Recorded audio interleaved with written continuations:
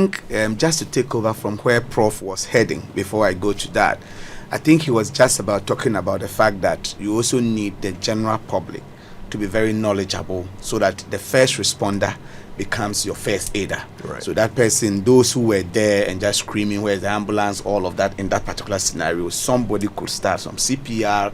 If the guy was becoming unresponsive, somebody could have raised his feet to bring blood towards the chest and sustain this guy for a longer period. I mean, that kind of public knowledge, I think, is low.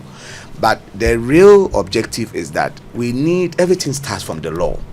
So we need a legal framework that is in sync with current best practice, and we are not operating in vacuum.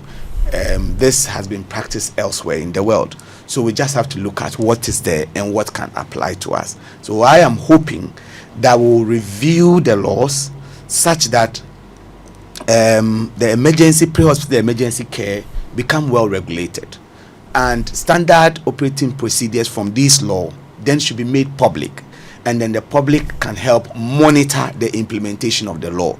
So if I call a fire service, I should get an assurance from the fire service that from your house, if you call us, we are expecting that the tender can get to your house in 20 minutes. So that if that doesn't happen, I can hold them responsible. And I think that's what is done in other places. So in the event of medical emergencies, we should have a law that defines the roles of everybody. So where should we put an AED, a defibrillator, for example? High traffic areas that must mandatorily have defibrillators. Can we have defibrillators customized to speak Ghanaian languages? And they can. That will instruct you. The person is not able to do ABC, position this way, position that way, in Tree, in Ga, or some other languages, and then the instruction on how to use it. Then the certification of people. If you look at what happens in the transport sector, I read a publication where someone did a study on Medina, the transport terminal there, and you see that people have the first aid box. They don't even know its use. They don't know what is supposed to be in it. When the police has, they just show it to them. Some are virtually empty. Some have expired plasters and things in it, and that can do nothing. But the critical thing is that driver and his mate or whoever, when they are going to renew their license, is there any requirement of law that they show evidence that they have had some basic life support training?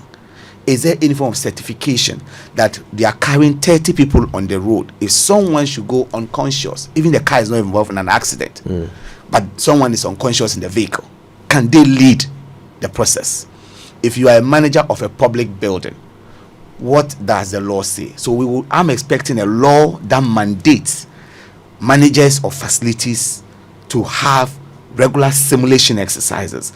So should there be somebody from the municipal district assembly that comes to Joy FM or multimedia and find out when was the last drill, where is the certification, how long will it take to evacuate every single person from this building?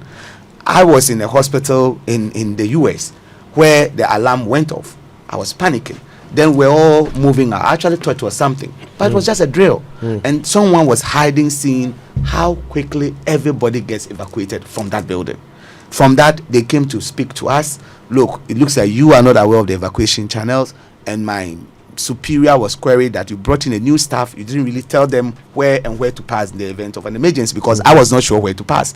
I just saw people. I went one direction before going the other direction, and I went out late. You get it? So I'm looking at a law that puts all this in perspective. And I'm having some lawyers helping me. We are reviewing the various laws to see, do we amend an existing law, or do we develop an LI to a law? The National Ambulance Service Act is the latest law that has been passed in this space. They have some responsibility for pre-emergency care. The Public Health Act also has something on non-communicable diseases, but not really on the emergencies. Right. So we are looking at the emergency bit, whether a completely new law is what is required or some amendment to these existing laws. But we cannot wait till the laws before we act. The public education must go hand in hand.